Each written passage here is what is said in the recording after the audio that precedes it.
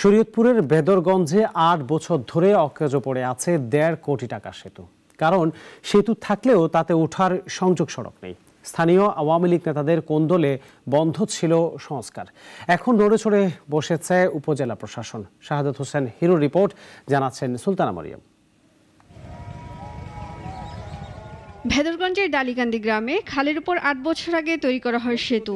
নির্মাণের ১ বছর পর বর্ষায় ভেঙে যায় সংযোগ সড়ক। ফলে ভোগান্তিতে পড়ে অন্তত ৪টি গ্রামের মানুষ।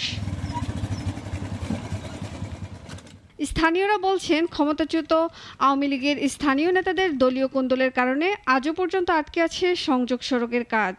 ঝুঁকি নিয়ে ওই পথে যাতায়াত করতে হচ্ছে।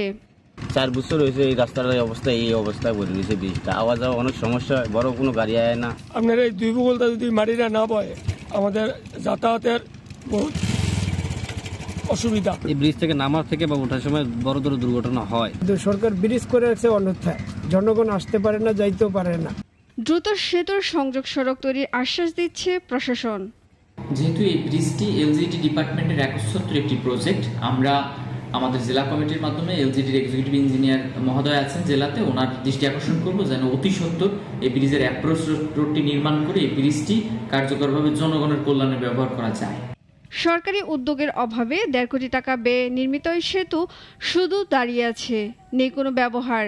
দ্রুত সংযোগ সড়ক তৈরি করে তাদের দুর্ভোগ লাঘব করার দাবি স্থানীয়দের। সুলতানা মরিয়ম, নাগরিক।